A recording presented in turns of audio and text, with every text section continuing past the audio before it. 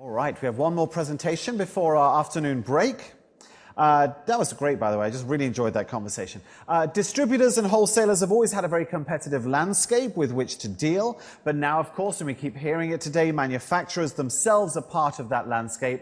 Well, e-commerce is a great leveler of the playing field, but what is the best game plan now while keeping all of your customers and partners happy at the same time?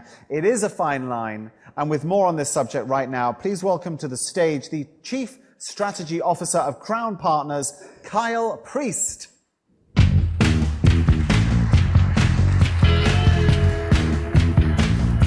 Hey, Kyle. Right there. thank you so much.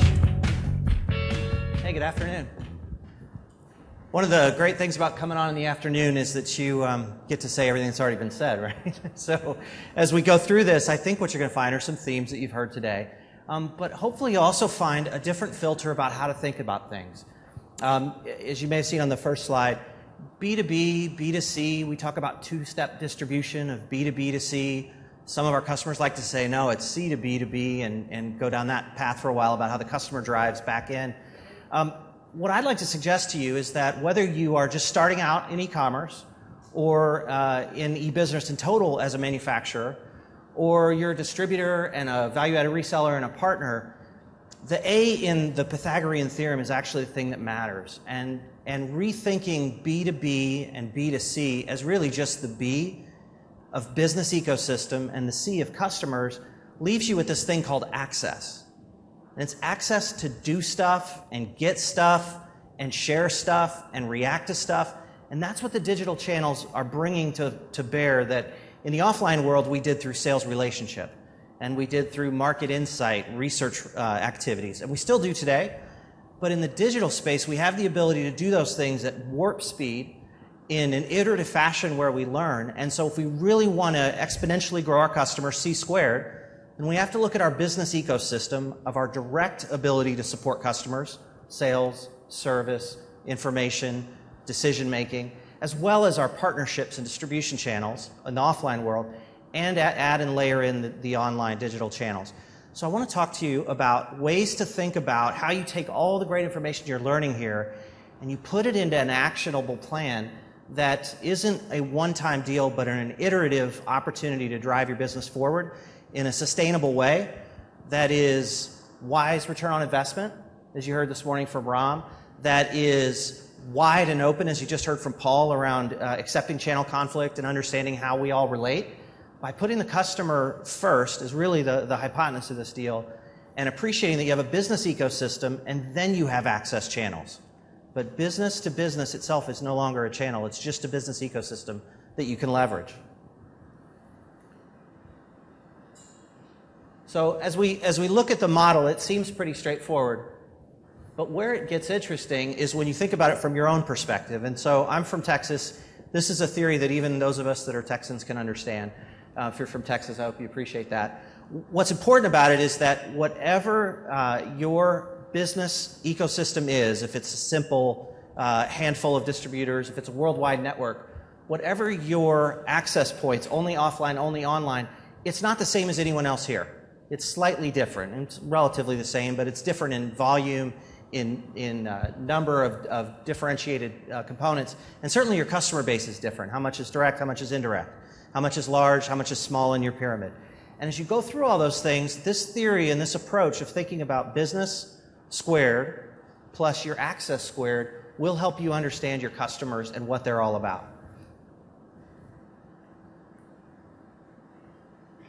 So we have to think in three dimensions. And so the first thing that I would leave you with as a takeaway is that if you want to understand how to grow your business in a sustainable way, leveraging digital channels, leveraging e-commerce and e-business, then you have to think the first three-dimensional way around your customers.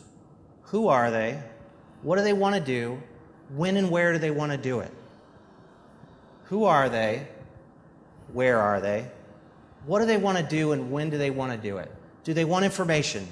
Are they in the buying process? Are they in the reordering process? Those critical stages help you gate and build what many of us in the marketing world call lifecycle marketing or customer lifecycle evolution. I had the chance to help Mercedes launch many products over the years, and I got to meet the top salesman in the world. He happened to be in North America, and I got to meet him at a dinner. And I said, what makes you so good? And he said, well, after 20 years of just selling Mercedes and 40 years in the business, I don't sell a car, I sell a lifetime of cars. And those of you that are in the traditional B2B world, you understand the importance of relationship, of serving people and solving problems. What happens in the third dimension is we're all consumers. We all lose our patience if we don't get what we want, when we want it, how we want it. We get a little ADD if things aren't right there for us. But what happens in the third dimension is you have to understand which of the things they're trying to do, when they're trying to do them, and deliver those. But you can't do that for everyone all the time. So what he said to me is, I know my top 10%.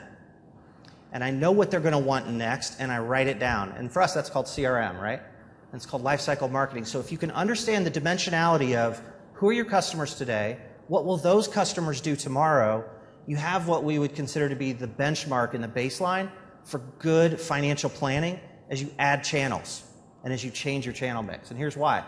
If you know where your customers are today and you can understand where they're going to go, you can create a customer lifecycle backlog. You probably already created financial backlog and some forecasts based on what you believe they will do next. But if you get in the habit, and if you have zero data now, you'll have more data tomorrow, and you'll have more the next day. And if you can baseline and benchmark the backlog of what will happen with customers through channels with products, you can start to see how the investment of a new channel or of a new effort or of a testing program pays off financially. So you want to become great at math, as you've heard today. The loose play here on the theorem should help, but the benchmark is understanding customer lifetime value, customer buying behavior, and the logical sequencing of buying. So the Mercedes guy says to me, so you come in and you want to buy a C-Class and you're 28 and you're an executive. I know I'm going to sell you 3 more cars in 10 years and then only sell you 1 more car in the next 18 to 20 years. My job is, what do I do to sell you the right 3 cars? And so your job is to start to watch the patterns and live off the patterns, because they create, again, a backlog that CFOs, CEOs, HIPPOs can understand and can invest and get behind, that market investors and analysts can support. Because it's not just based in theory, but it's based in behavior. So a very pragmatic approach to, how do I invest in new channels? I understand where I'm going to be going next. Or Wayne Gretzky says, skate out in front of the puck. So first we got to understand our customer dimensionality of who are they, what do they do, and what will they do over time. And then we layer in the new channels. Are they coming for information first? Are they going to come to buy direct? Are they coming to my partner, but they want my partner networks to be stronger and provide more value? And so what do I do there? And so we'll talk about that next, which is your business ecosystem. So the dimensions of your business ecosystem are offline and online. And omni-channel, multi-channel, however you want to look at it, you got customers and they come places to do stuff. And when they come to your places or to your partner's places and they want to do stuff related to you, how are you representing to them? Are you providing exclusive products and channels? Are you providing same products, same pricing? Are you providing different products, different pricing, different channels? Your strategy is unique to you, and it's okay in all those manners to bring it into the digital space. But the key there is to do it in a consistent and fair way. Customers like predictability. They like surprise and delight somewhat, but they like to be overserved, really, and that starts with easy to do business with, fast, predictable. And so as you move into digital channels, how will you set up your business ecosystem to serve your customer? I'd argue if you're a manufacturer, the very first place you ought to look is, how are you beefing up and juicing up your best partners so that they'll make it with you for the long haul too? The second place is, if you must go direct, and that's fine because you must, clients and customers want that, how do you do that in a way that is a rising tide that lifts all boats? Where do you cut off the line? Do you say, I'll only sell in these instances direct? Do I open it all up and allow channel conflict? Both are viable. You have to work through it in a very rigorous way to decide what are your levers to expand your business with your partnerships and your business ecosystem. We have a partner right now, a company that we serve, who sells chips to the phone manufacturers. Their top customers are the handset manufacturers, and we all know there's only a few major brands in the world. But the customer inside the customer that makes everything happen is the engineer. And the engineer has to spec in that chip. To get to that engineer requires in-country sales force having a relationship with procurement, with the strategy group, with the head of product to ultimately make known what's available, some collateral and materials, whether online or offline, so that the dialogue can begin, and then an order of a sample. That engineer wants to go online from his iPad that's next to his test bench, next to his 3 PC monitors, and click, I'll take 5 of those tomorrow. But the historical channel doesn't easily allow for that, and the relationships don't easily allow for it. In fact, procurement at the wireless company says, no way, no how are any of you vendors going to provide our engineers any direct communication. Stay away from them, they're off limits. But you have the engineer deep inside this business-to-business transaction say, please give me what I need. I need access to my product list of the chips and parts I like. I need to be able to order them and have them here immediately, and I don't need to go through bureaucracy to get it done. The answer lies in a joint ventureship for this company with a distributor who has the power and the reach to move through and educate the wireless company that one-to-one direct relationship and that immediate sale is important. And so a new model emerged, a new revenue share, a new convenience for the customer, and a discrete project that can actually get done, be learned from, be replicated, and expand. So I just give you that as an opportunity to think through, in my business ecosystem, where are my customers going to be? Where are they today and where are they going to be? And what can I do to match up to them in a way that rises the tide for all boats, for me and my partnerships? And allow conflict to happen naturally, because that forces price, product innovation, quality, service level. Allow that to happen naturally, but don't force it just because you're trying to drive a channel. And certainly don't force it because you think you can make a little bit more money selling it direct. The reason to go direct if you're a manufacturer is because the customer has a need for that, and that need has to be balanced with your need for your entire ecosystem and how to drive it all forward. Not easy to decide, but it gets easier when you put the customer and the dimensionality of the customer front and center, and you think through, where's the customer going to be, what do they want to do, and how do my partners and I add the most value to them in the way that's easiest, fastest, most replicable, so they have an iteratively better experience every time and they can move faster. Which takes us sort of into the customer. So, you know, the shape in the back, it kind of reminds me of this beautiful building and the lobby facade and wall facing and all these complex triangles. And the reason for the analogy is that the shape of your business has obviously changed. The shape of digital channels, mobility are moving so fast, and consumers are becoming so impatient and so, all of us, customized to what we like and what we want and how to shop. We expect more from our business-to-business partnership. The thing that has enabled us to move a little slower in B2B and learn all of that from consumers is exactly what Paul talked about. It's the risk and the requirements and the responsibility associated with a B2B purchase. But so while things change, you know your customer. And if you're a manufacturer and you've never sold direct and your team says, we don't know how to sell direct, we don't know our customer, you wouldn't be in business if you didn't. You know your product cold, you know the market cold, you know the competitive set, you know the pricing. You may not understand the intricacies of first, second level customer service. So you have to involve some disciplines. But guess what? You have partners that understand that. And while they understand first, second level of service, and they understand support, and they understand real-time support when things go wrong, they also need more insight on product innovation. So I'd offer that you think through, how do I prop up and support direct and digital interaction between customers and my partners with the content that I provide, with the functionality and services I provide? How do I do that in a direct fashion when necessary or when required or when not capable through my partners?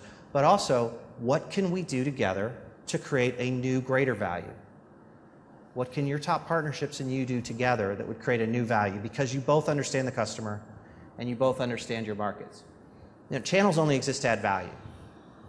You know, we wouldn't go shop on online at the grocery store for food if we didn't need food, right? We wouldn't go on Amazon if we didn't want choice, comparison, reviews. We would just go out and search and do our own curation of the things we want. But channels that add value are sustainable. And so as you think through selling direct, or let's say you've been selling direct for 4 years and you're looking to replatform maybe to an enterprise-wide or to take it into new markets. As Paul mentioned just a minute ago, and as Ram talked about this morning, you have to have a value equation in your channel. And if your value equation isn't able to be built and expanded rapidly in the digital space, you're going to have trouble in those channels. So what can you do about that? First thing you can do is you can baseline yourself by understanding your customers. Second thing you can do is identify how you and your partner ecosystem will attack an area. And you may identify that on your own, but you're taking into account all the ways you face the market. So you understand what customers want, you understand how you want to face the market. The third way that you can determine the value you'll add in the channel is to prioritize revenue, recurring revenue, top-line revenue, recurring revenue, and affinity. And so if you're in B2B and you don't spend a lot of time tracking the marketing terminology and folks in your company and what they're doing with your customers, affinity is the ultimate measure. It means that referral comes out of affinity. It means that you love a product or a service so much that you're willing to talk about it to other people. And certainly we've had examples here of clients that are willing to come up and talk about successes, failures, but they do it out of love because they've been through battles together and they understand where things are going. But when you understand the priority of affinity or top line, new customer revenue or new revenue, same customer, versus lifetime value revenue, retained customer, over time, predictable, then you can determine what your returns will be. Those all have a different lever on them. And when you can figure out what your channels will do from that lens, then you can go about setting good targets and good decisions around what will you do. So one of the things we like to tell clients is just because you can do something doesn't mean you should. And today you've probably heard 1,000 things. Me personally, I picked up maybe 20 things that I hadn't thought of for certain clients, and I have to catch myself and say, you know what, that one I need to explore. That one, that goes 3 months out. That one, that goes 6 months out. And you have to start compartmentalizing a plan of action that's iterative based on the insights that happen as you work. So will I be going for top line revenue and or recurring revenue and or brand affinity, awareness, recall, referral? To what degree? How do those contribute to the business? And then what will I do with those once I know the details? Will I then expand that to another market? Will I expand it to another product line? Will I learn that I probably should be out of that segment and I should have done something different with this partner and I'll model it off what we did with another partner? It's an iterative game and it has to be done at velocity. And so velocity is speed and a direction. And so building the big idea plan, but then acting small parts, acting iteratively and fast based on data is the best way to attack these things. And the best way that I can tell you to do that is adopt a discipline where planning is the plan, where your company has to be extremely good at assessing where it is against a longer term plan, about putting things not in parking lots, but on the horizon. And time, putting out tranches of time and blocks of functionality and blocks of segments that you'll attack so that you can do it in a pragmatic way, that you can do it with good investment and with fast return, not just of dollars, not just on the investment, but of insights that'll drive the next round. You know, we talk about consumers' control. You know, at the end of the day, what they control is they now can find out everything they need to know. They don't need all of us to tell them. They need us to provide them the information, but they'll find it, and they'll find it from one another. And that is the overwhelming, powerful factor that all of us have as consumers that drives all of us as business people to make sure that we're the ones telling them, that we're the ones giving them the good information and the good access to each other and the good access to other customers, that give them the ability to act in a wise way. Because if we're not the shepherd and the steward of that, someone else is. And Ram talked about those silent, quiet upstarts or sideways threats. That's really where it starts. It starts with dialogue around your subject, around your product, in the web, in conferences like this, where you're not a part of the conversation. And so because customers control that choice, we have to understand what they're trying to do in each segment and show up. Paul talked about search and how important search is at the beginning of their project. In your case, you might not find that it's Google search. What you might find out is that it's offline at events, but however, there's so much time invested into determining. We had an event last week and one of our customers brought 40 people. Well, I asked the company that put that on, how many times do those people log on? And they said, well, we can't see everybody, but the average logon time for anyone showing up to the event, a logon number, was 7 times. So 7 times 40 is 280 impressions on a company. And that company was going there to learn about certain things. So if you're not showing up in the conversation, then you're not in the game. And if you're not selling right now, you have to look at your digital channels as prime channels for your communication about what you're doing. That requires content. We've talked about product content. We've talked about sales content, but there's also the marketing content. So if you're driving into e-commerce, you have to think about it not as a storefront and a shopping cart. You have to think about it as an environment where you're going to enable and foster community to learn, share, buy, do it again. We also have talked about the undeniable trend of price pressure and margin pressure in all of our environments, so I won't go into that. So let me just briefly recap and maybe overstate a couple things here on the ABCs of this. So access. B2B is now really just your business ecosystem in your B. Access is your channels. If you can map out your customer segments and their buying behavior of what it looks like today across your channel mix, offline and online, percent of time spent learning, percent of time buying, percent of time chatting and referring and talking. And if you can understand just where you are today, you're a step ahead. The next step is to apply your hypothesis or your 10,000 hours plus your colleagues' 10,000 hours if you're a smaller company, or a significant amount of research to get a perception about 6 to 12 months out. Where do we want them to be? We believe, based on the types of customers we have, what we see in the marketplace, best practice, what our software providers enable us to do, what our systems integration and value-added reseller partners enable us to do, we can be here in commerce. We can be here in search. You've got to put stakes in the ground and go for them. And then you have to be a learning organization along the way. But the way you pick and choose your battles is up to you. I would just suggest that you do it by choose your segments, choose your channels, choose your partnerships. That's a discrete function. You certainly have to have underlying technology, and those are some of your biggest choices. But if you layer it in and you do it in a segmented, customer-driven way, you get out of IT initiatives and moving them through your company that way, and you get into business engagement and fabric of the business to get these things done. And you heard a lot today about companies saying, what would I do differently? I'd get more people involved. I can tell you from personal experience doing this almost 20 years, it's always because it's treated more like a discrete initiative than like the change of the company that it really is. It's a change, and it involves everybody. And if it involves everybody and you don't involve everybody, or people sit back and wait until the critical review marks of an IT initiative, then you miss the opportunity to get the transformation that you really need in order to be sustainable in these digital channels. Respecting customers with consistency and fairness I talked about. Real value within the channels we talked about. You heard a lot about that today. I challenge you to think differently about value. You know, value is not promotional. It's not gimmicks in this case. Value is not price. You have to be price competitive. But you have to have such a rich experience that they want to come back, right? You want to be preferred. You want to be preferred so that you can be referred. And the value you create could be as simple as new service capabilities, faster order times, loyalty. You know, there are sustainable, long-term value equations that you can drop into your digital channels, particularly if you're starting in e-commerce. There are a million good ideas. You got to pick the ones that match your customer sentiment, match your marketplace, and then just go for it and learn off of them as you go. From a business ecosystem standpoint, I urge you to think through, how do I enable all of my partnerships versus compete with them? I already have access. I also need to provide a direct route because the customer wants it, because I want it. I want more learning. I want more ability to add more innovation to the product, and there's nothing wrong with the conflict that comes after that. But you can always do this with multiple business models, and I mentioned a few joint ventures earlier. Empower your employees.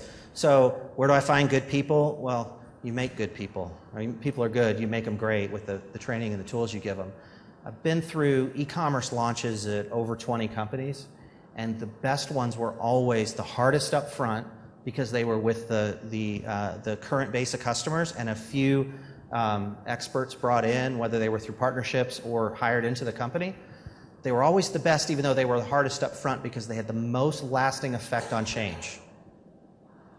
Retaining jobs, keeping people networks together, driving the passion of the business into the channel versus the excitement of the channel back into the business. And there's a blend there, but it's very doable and very capable as long as there's good stewardship and good leadership.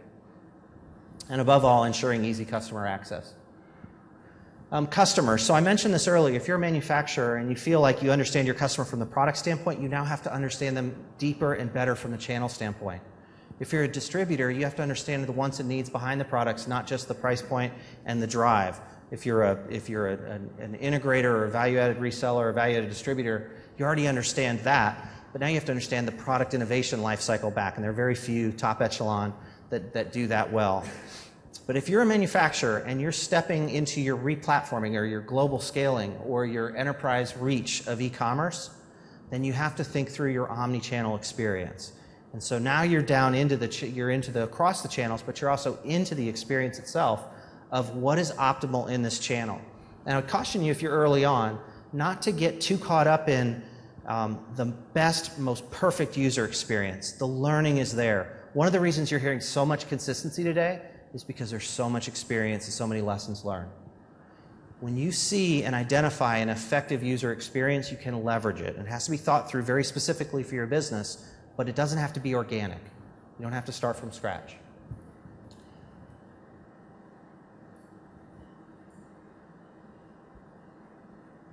So in closing, I'll just leave you with the things that we believe make an initiative into a transformation of your business that you do on and on.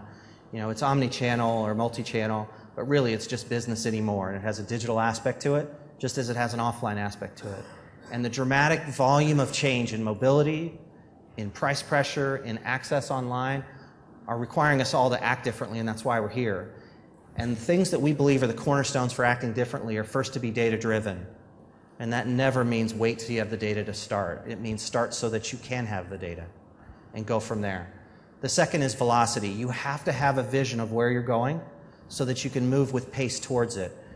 Put road marks out there. We aspire to be this good in search. We aspire to have this many customers in these segments. We aspire to have these partners leveraging our content management system by this date. And back those down based on their contribution to revenue, not just from a top line, but from a customer segments, recurring customers, lifecycle value, so you can build a backlog that you can add and layer on top of. Best of breed. You know, it goes without saying what a wonderful platform Hybris is. What's important about it is the insight baked into it. The same goes for other categories of your e-business and how they play together.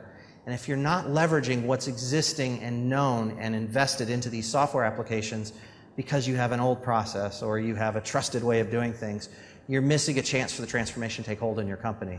There are places where you have to give and take on that, but by and large, the ability to leverage what is known as working and best practice in these products is an accelerator for your business. It is a decelerator when it gets customized and configured back to a digital version of what you've always done. And the last one is experiences. It begins and ends with the customer and the intended experience that he or she wants in any channel at any given time. And you can't be all things to all people overnight, nor should you be. Find the ones that will lift your business, that will propel you forward and go there first. If you're already deep into it, then get to the next level of testing and segmentation and understanding your customers at the next level so that you can reduce the time to close, that you can increase the average sale size. The metrics never stop coming in waves that will help you take the business to the next level. But you have to start at the beginning, which is the customer experience is first. They choose the partners they want. You're the one to lead them and steward them through the sale, through the information, through the conversation. So to be innovative and to be out front with your customers online, think about the ecosystem of your business today and your partnerships and how you can lift everyone together with new models and with managed conflict in a way that brings your customers exactly what they want in these digital channels. I wish you good luck. Thank you.